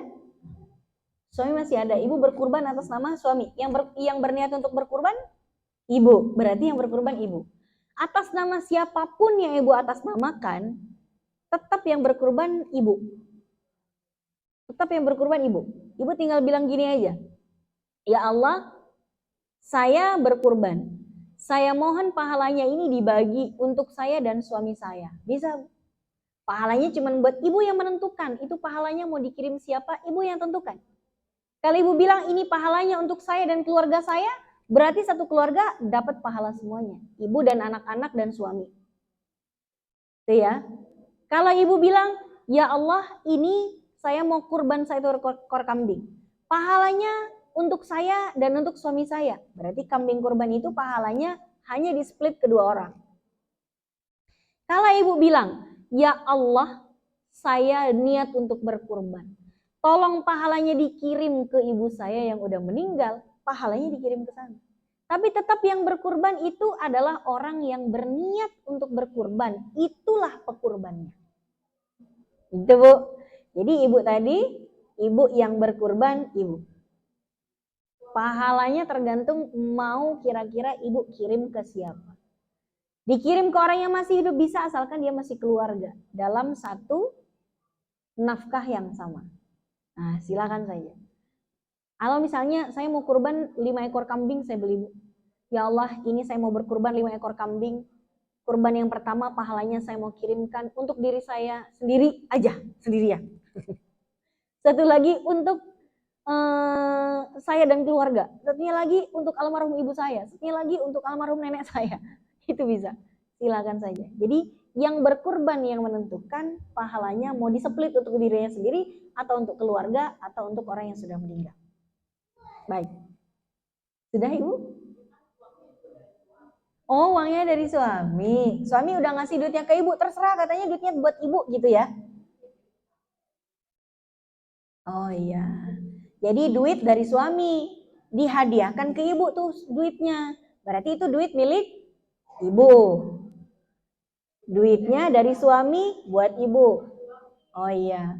Ibu kurban, beli kambing, berniat untuk berkurban. Ibu atas namakan suami boleh. Atas namakan anak boleh. Atas namakan siapapun terserah, yang penting yang berniat adalah ibu. Jadi tetap itu kurbannya ibu sebetulnya, cuman di atas namakan suami nggak apa-apa. Nggak apa-apa.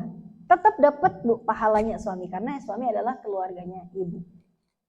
Yang nggak bisa gini Bu, saya mau kurban, saya atas namakan yang bukan keluarga saya. Itu aneh jadinya. Saya mau atas namakan teman saya.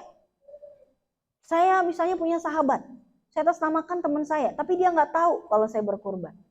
Saya berniat, saya yang berkurban, tapi atas nama teman saya. Gimana itu judulnya? Kan kurban harus ada yang niat saya. Tapi kok atas nama teman saya, gimana itu judulnya? Nggak bisa. Ntar malaikat bingung, Bu, ngirim pahalanya gimana? Yang berniat siapa? Yang berniat saya. Tapi saya pengen teman saya dapat pahala kurban, bilang ke temannya, hai temanku, aku ingin membelikanmu kambing, tolong berniat kurban ya. Dia niat kurban, oh alhamdulillah saya tahun ini mau kurban ya Allah. Oke sip, kurban di mana nih? Di ini nih, di Bintaro misalnya. Ya udah saya yang beliin, saya nyerahkan ke panitia, tapi yang berniat kurban teman saya. Saya dapat pahala memberikan hadiah kambing ke dia, yang dapat pahala kurbannya dia. Itu Bu ya. Ya, tapi kalau keluarga, ibu mau atas namakan suami ataupun anak atau ibu sendiri, bebas. Pahalanya juga ke situ-situ juga. Yang berniat ibu, di atas namakan suami. Pahalanya ya ke ibu, ya ke suami, yang anak-anak, sama aja. Tapi saya mau menamakan atas nama anak saya, nggak apa-apa. Pahalanya ke ibu juga, ke suami juga, ke anak-anak juga. Nama selagi masih dalam satu kakak, aman Bu. Nggak penting, kenapa? Pahalanya nyebar ke situ. Oke, baik. Bentar. Oh, iya. Baik. Saya mau pencerahannya mengenai ada terdapat misalnya ada bank syariah itu kan menawarkan misalnya safety biasanya itu bisa dicicil gitu kan pembiayaan pembiayaannya gitu. Terus itu bagaimana menurut Ustaz dan ada dalilnya bagaimana itu dalam kondisi orang itu misalnya mampu ataupun dia sebenarnya ada tanggungan yang lain. Itu pertama. Kemudian yang kedua, jika kita mampu membayar zakat mau setiap tahunnya, apakah sebaiknya berarti setiap tahun kita berkurang? Maksudnya apakah lebih baik kita berkurang setiap tahun? Kemudian yang kedua yang putus, kemudian yang ketiga, saya mohon pencerahan untuk dalilnya, misalnya kita berkorban diniatkan untuk kedua orang tua kita yang supaya lebih baik. Ya, baik. Yang pertama tentang pembiayaan hewan kurban dari bank syariah. Biasanya pakai akadnya mereka akad murabahah. Bu tahu murabahah ya? Murabahah gini bu. Misalnya saya beli handphone ini ke kokoh-kokoh di mall. Saya jual lagi ke ibu dengan harga yang lebih tinggi. Itu namanya murabahah. Istilahnya ya jualan. Ngambil di satu tempat dengan harga segini, dijual lagi ke konsumen dengan harga yang lebih tinggi, ngambil untung. Itu namanya murabahah. Nah, bank syariah juga begitu. Dia beli ke peternak sapi harga 30 juta. Dijual ke nasabah 35 juta, tapi boleh dicicil. Nggak apa-apa. Bu, ini kita mau menawarkan misalnya 35 juta. Oke, 35 juta. Tapi kalaupun ibu nggak punya duitnya nggak apa-apa. Ibu boleh cicil 5 juta per bulannya selama 7 bulan ke depan. Nanti kita akan auto debit. Auto debit itu apa bu? Didebit secara otomatis tiap tanggal yang ibu tentukan. Ibu bilang, ya udah deh bank syariah. Nanti tiap tanggal 10 tolong ditarik 5 juta ya dari rekening saya. Dan kalau ternyata di rekening saya kurang dari 5 juta, tolong diingetin saya deh menjelang tanggal 10 biar saya pastikan di rekening saya ada 5 juta. Nanti selama 7 bulan ke depan tiap tanggal 10 auto debit 5 juta, 5 juta, 5 juta, 35 juta. Bank diuntungkan berapa selisih harga yang didapatkan oleh bank? 5 juta. Tadinya dia beli ke peternak 30 juta, dia dapat untung 5 juta dari nasabah. Nasabah juga diuntungkan. Dia dapat keuntungan apa? Bisa dapat sapi dengan pembayaran yang bisa dicicil selama 7 bulan. Itu kira-kira bisnisnya syar'i, namanya akad murabahah. Jual beli boleh, nggak ada masalah. Nggak masalah. Jadi misalnya ibu juga, saya mau jualan apa bu misalnya? Saya mau jualan laptop ini nih misalnya. Saya mau jualan bukan laptop yang ini, saya mau jualan laptop. Saya beli di mall 10 juta. Saya mau jual ke orang lain 13 juta. Boleh, ya boleh lah kalau nggak saya jual dengan selisih saya nggak dapat untung. Saya jual 13 juta ke konsumen. Silakan, mau dibayar cash boleh, mau dibayar cicil boleh, yang penting saya dapat untung. Nggak mungkin saya jual 10 juta juga, ngapain? Itu ya, nah itu bu, namanya murabahah.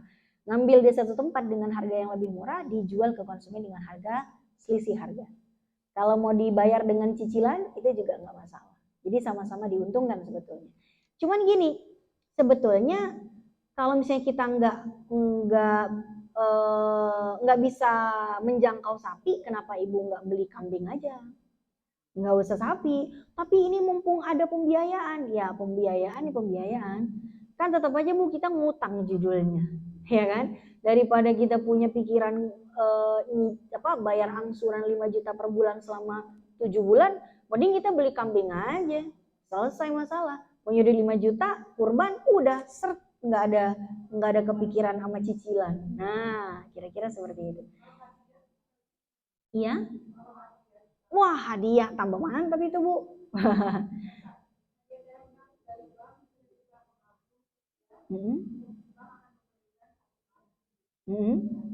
Sebagai hadiah undian nasabah misalnya.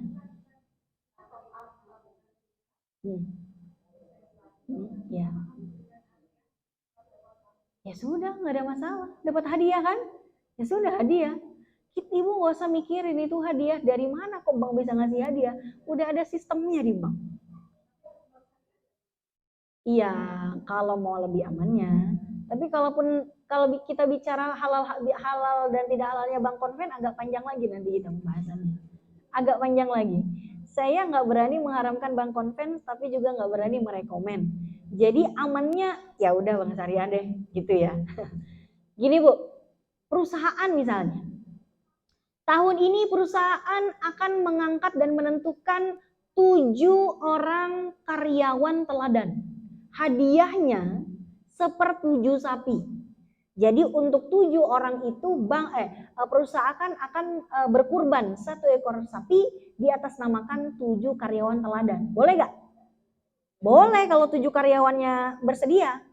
Kalau kata karyawan satu, perusahaan buat karyawan yang lain aja yang kurang mampu, saya udah kebetulan di masjid deket rumah saya udah kurban. Buat karyawan yang lain aja. Ya boleh nolak nggak? Boleh. Boleh nerima nggak? Ya boleh, orang dikasih hadiah masa nggak mau. Nah, yayasan suami saya Bu memimpin yayasan di Jakarta, Setiabudi Kuningan, Jakarta Selatan. Ada namanya Yayasan Sekolahan Darul Ulum Al Islamiyah. Dulu yayasan kami itu berdiri di atas tanah yang sekarang jadi Mall Kuningan City. Tapi digeser ke belakang 400 meter, berdirilah sekarang Mall Kuningan City. Ibu kalau ngelihat di belakang Mall Kuningan City, di belakang mall ada parkiran motor, itu terintegrasi dengan makam, kuburan. Nah, itu mertua saya ada di situ.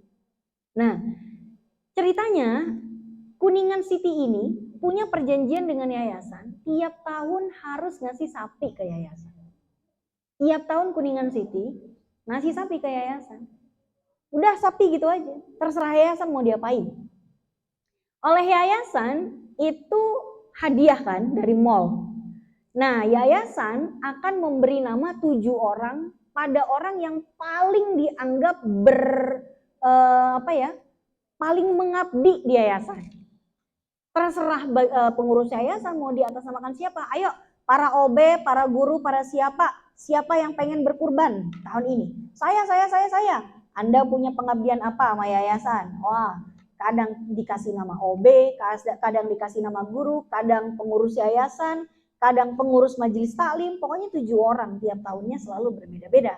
Artinya yayasan, jadi mau menghadiahkan ke yayasan.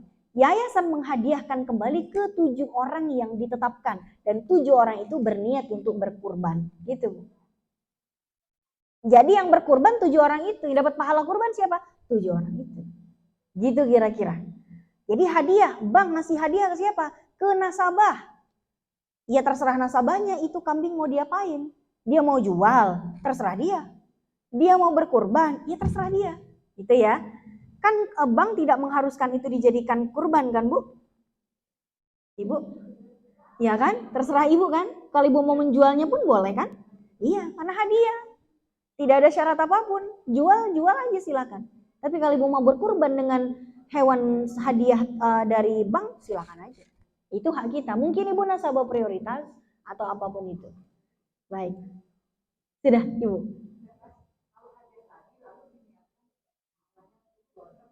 Iya sama. Saya berkurban untuk saya dan keluarga, sama aja. Ntar pahalanya buat ibu dan keluarga juga. Ya. Atau ibu mau hadiahkan ke orang lain lagi itu kambing, silakan. Wah, ibu saya belum pernah berkurban nih, udah 5 tahun belum kurban, saya mau hadiahin ke ibu saya. Boleh nggak? Ya boleh. Ntar ibunya saya berniat untuk berkurban. Berarti itu jadi hewan kurbannya ibu saya. Saya dapat pahala nggak? Pahala menghadiahkan kambing. Ibu saya dapat pahala kurban karena dia yang berkurban. Untuk dia dan keluarganya, mungkin suaminya, mungkin nikah lagi dengan suami yang baru, dengan anak-anaknya yang baru, bisa aja. Tuh ya. Jadi konsepnya tetap boleh kita berkurban. Dari manapun kambing itu datang, dari duit kita pribadi atau dari hadiah orang lain, silakan saja, yang penting statusnya itu kambing milik kita. Jadi kita bisa berniat kurban yang pahalanya bisa untuk satu keluarga. Ya, tadi ibu mau tanya. Misalkan uangnya itu uang dari almarhum yang ditinggal, nah itu kita berikan kambing hewan kurban, tapi kita niatkan buat almarhum, itu berarti warisan ya Bu? Ya, warisan berarti kan? Iya. Pertanyaannya, almarhumah ibu pernah berwasiat nggak dulu agar uangnya dibelikan kurban? Nggak ada wasiat ya? Oke. Berarti yang berkurban ya, anak-anaknya yang berniat. Satu kambing yang berniat bareng-bareng. Kan ada uang tinggalan beliau itu kita mau berikan kurban. Ya. Oke. Di atas namakan orang tua. Ya. Pertanyaannya, yang berniat kurban siapa? Nggak bisa. Satu kambing satu niat. satu individu yang berniat. Ya, kecuali kalau ibunya yang berwasiat. Misalnya ibunya berwasiat, nah nanti kalau ibu meninggal, duit ibu jangan dibagi waris dulu ya. Tolong diambilkan dulu sebagian sekian juta untuk beli kambing. Oh, ibu pamit, wassalam, innalillahi wa inna ilaihi raji'un. Berarti ibunya sebelum meninggal sudah berwasiat, artinya si ibu sudah berniat untuk berkurban saat mau meninggal. Jadi yang berniat untuk berkurban siapa? Ibunya. Sebelum meninggal berwasiat, artinya sudah menitipkan niatnya untuk berkurban. Jadi bisa. Nah, dikeluarkan dulu dari harta ibu, yang berniat kurban adalah si ibu, karena ibu sudah berwasiat. Maka ini hewan kurban yang berniat adalah si ibu, yang berkurban adalah almarhumah ibu. Tapi kalau misalnya gini, ibu saya meninggal nih, ya kan? Ibu saya meninggal, ada harta peninggalan. Yuk dari harta peninggalannya ini kita beliin kambing atas nama ibu. Tar dulu nih, ibu kan gak berwasiat, berarti hewan kurban ini belum ada yang berniat kurban. Ya kan? Ibu gak bisa berniat kurban, ibu udah meninggal dan tidak pernah mewasiat, menitipkan niat, gak ada. Jadi orang yang masih hiduplah yang berniat untuk berkurban. Siapa yang berniat untuk berkurban atas kambing ini? Kami anak-anak gak bisa. Itu kambing siapa? Tentukan. Ini duit ibu, bagi waris dulu. Bagi waris dulu. Udah dibagi waris, nah dari warisan ibu kita, saya mau, wah saya dapat warisan 100 juta nih. Saya mengeluarkan 4 juta untuk berkurban, nanti pahalanya ya Allah tolong transfer ke ibu saya. Jadi saya yang berniat untuk berkurban, saya juga yang mentransfer pahalanya ke ibu saya. Gak bisa bareng-bareng satu kambing. Siapa yang niat coba? Bareng-bareng, gak bisa kambing. Kecuali beli sapi aja bu. Yuk kita beli sapi, anaknya ada berapa? Ada 7, ada 5, ada berapa? Sapi itu kan maksimal 7, kurang dari 7 kan boleh. 2 orang, 3 orang, satu sapi kan gak apa-apa. Maksimal 7, gak boleh lebih, boleh kurang. Yuk kita beliin sapi nih, uang peninggalannya ibu. Kan warisan kita nih, berarti kita ini sapi kita. Kita yang berniat untuk berkurban. Pahalanya kita kirimkan ke almarhumah ibu kita. Gitu konsepnya. Nah, baik. Ada lagi ibu? Oh, udah 10:41. Masih ada tak waktunya ibu?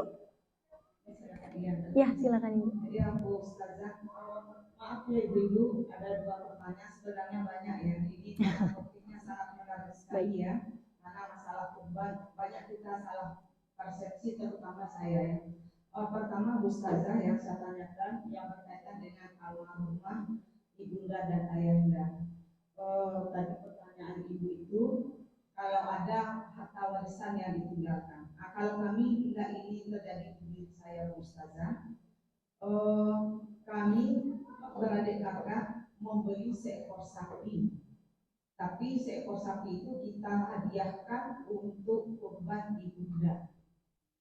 Ya, kemudian untuk tahun yang berikutnya buat ayahanda, ya satu sapi. Pertanyaan saya di sini Bu Ustazah, setelah satu sapi itu kan satu sapi untuk 7 orang, tapi ini kita niatkan untuk 1 orang buat ibunda dan ayahanda almarhum. Ya, jadi pertanyaan saya, apakah untuk tahun yang berikutnya kita hadiahkan lagi, boleh gitu ya Bu Ustazah? Bebas. Ibu mau kirim pahala kurban tiap tahun juga boleh. Ya boleh, walaupun sudah itu satu sapi ya Bu Ustazah. Ya, saya jawab dulu ya Bu ya. Gini, misalnya ibu dengan saudara-saudari 7 orang beli satu sapi atas yang berkurban 7 orang, yang berniat untuk berkurban kan 7 orang nih. Tapi kita sepakat, hey kita bertujuh, yuk kita sama-sama hadiahkan pahala kurban kita untuk ibu kita.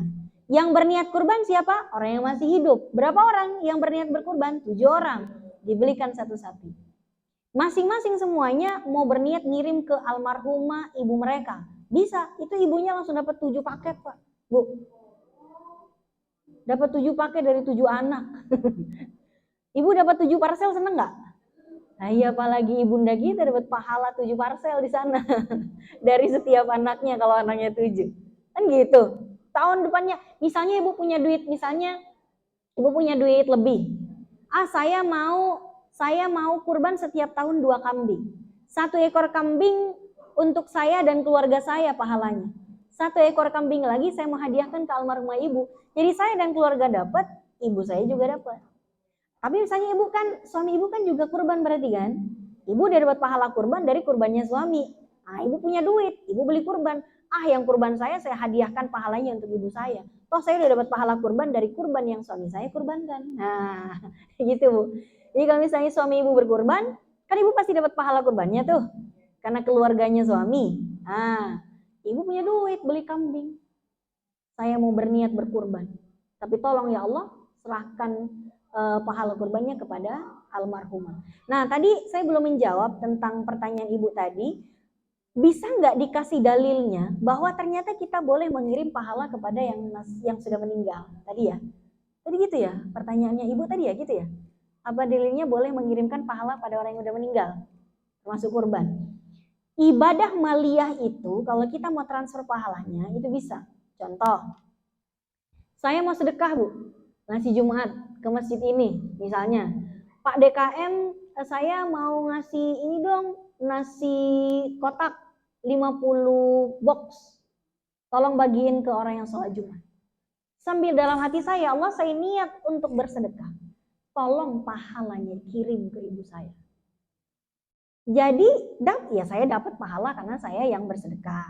Tapi saya juga memohon kepada Allah agar pahala sedekah ini dikirimkan ke ibu saya. Bisa. Apa landasannya? Banyak. Landasan ada seorang sahabat bertanya pada Nabi. Ya Rasul, inna ummi uftulitat. Ibu saya dadakan meninggal. Gak pakai ada sakit, gak pakai ada gejala-gejala apa, tahu-tahu meninggal aja. Kalau misalnya beliau itu tahu akan meninggal atau kita tahu akan meninggal ibu kita ini udah ada gejala atau pengen gimana, pasti ibu saya udah berpesan pada saya untuk sedekah ini dan itu, karena ibu saya itu ahli sedekah ya Rasul. Bolehkah saya sebagai anaknya? Kan saya dapat warisan dari harta ibu saya. Duit saya banyak dari ibu saya.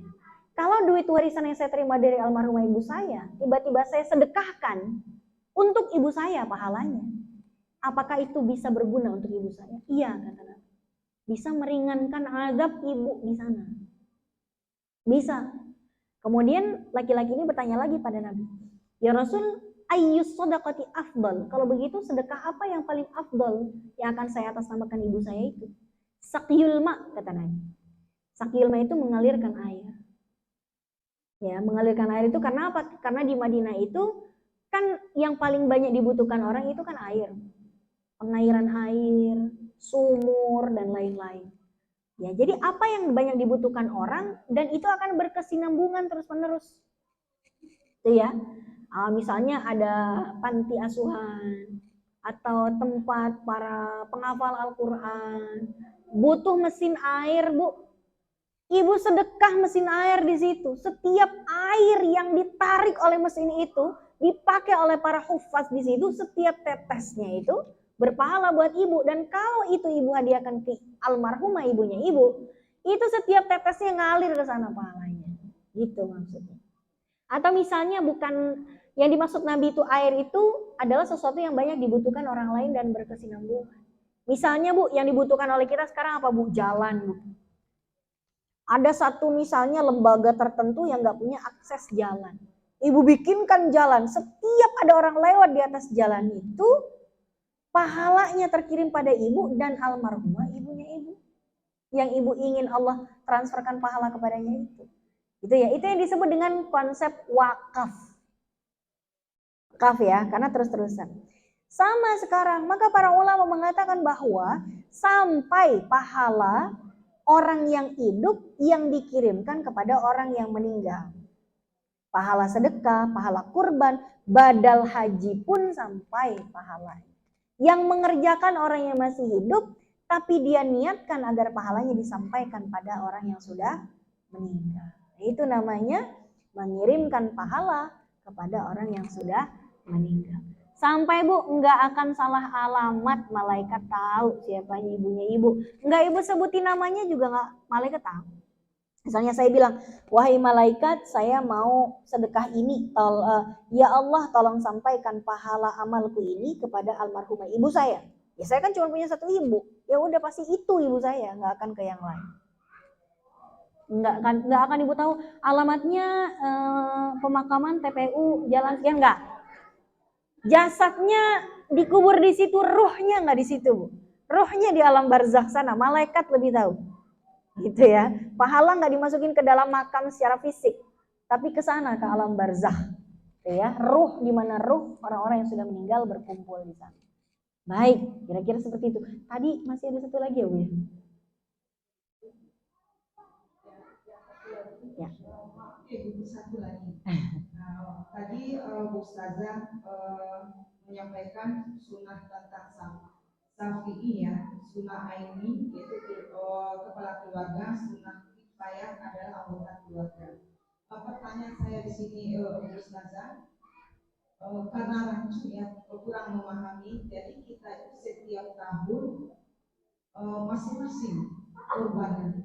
Suami satu kambing, saya juga dengan uang pribadi satu kambing, anak juga karena dia udah bekerja tapi belum berkeluarga juga satu kambing. Tetapi niatnya itu masing-masing, Bu Ustazah. Terus untuk tahun berikutnya bagaimana solusinya? Karena sudah mendengar ini, cukup satu kepala keluarga aja yang kurban, kita sebagai istri dan anak sudah kecil. Terus bagaimana? Saya jelaskan. Terima kasih. Waalaikumsalam. Ibu pernah dengar fardu kifayah nggak? Nah, kalau yang ini kan sunnah kifayah. Saya akan kasih analogi fardu kifayah ya. Fardu kifayah itu apa? Kalau satu orang sudah mengerjakan, maka yang lain sudah gugur kewajibannya. Tapi kalau tetap ingin mengerjakan, boleh nggak? Contoh Bu, fardu kifayah itu adalah mensolati jenazah. Kalau ada di antara, misalnya suami kita udah mensolati jenazah, ya kan? Kalau di kampung itu udah ada yang sholat jenazah, 5, 10, 15 orang udah mensolati jenazah tersebut, maka sekampung udah gugur semua kan kewajibannya. Pertanyaannya, udah gugur kan kewajibannya? Kalau sekampung tetap mau nyolatin semuanya pengen ikut sholat, boleh nggak? Malah bagus, ya nggak? Itu maksudnya. Sunnah ain untuk kepala keluarga. Artinya kalau kepala keluarga udah kurban, sudah cukup. Kata-kata cukup ini bukan berarti yang lain nggak boleh kurban. Maksudnya cukup kalau yang lain nggak mau kurban juga ya nggak apa-apa juga. Cukup itu maksudnya. Boleh nggak kita lebih dari cukup? Ya boleh. Jadi kalau misalnya ibu sebagai istri, anak-anak ibu udah pada bisa nyari duit sendiri, mau kurban sendiri juga, boleh nggak? Ya boleh. Tapi kalau misalnya enggak pun, enggak apa-apa, enggak aib juga, enggak jelek juga. Gitu ya. Jadi ibu tetap boleh. Anak-anak misalnya suami kambing sendiri, ibu kambing sendiri. Anak-anak udah pada kerja juga misalnya tapi belum pada nikah, masih ikut sama ibu. Berarti kan belum terpisah jadi keluarga sendiri kan? Masih dinafkahi sama suaminya ibu misalnya kan? Ya berarti anak-anak ini walaupun masih dinafkahi sama bapaknya, dia mau beli hewan kurban sendiri karena dia dapat bonus dari kerjaannya atau apapun, mau beli sendiri. Boleh nggak? Ya boleh. Jadi kata-kata cukup bukan berarti nggak boleh lebih dari itu, bukan. Cukup dalam artian, kalaupun istri dan anak-anaknya punya duit banyak dan tidak mau berkurban, ya enggak kenapa-kenapa juga, tidak aib juga. Tapi kalau mau, ya nggak dilarang juga. Kira-kira seperti itu Bu, konsep sunnah kifayah bagi anggota keluarga yang kepala keluarganya sudah berkurban. Silahkan, nggak ada masalah. Baik. Baik, kalau begitu kita sudahi karena waktunya sudah selesai. Ya, baiklah ibu semuanya.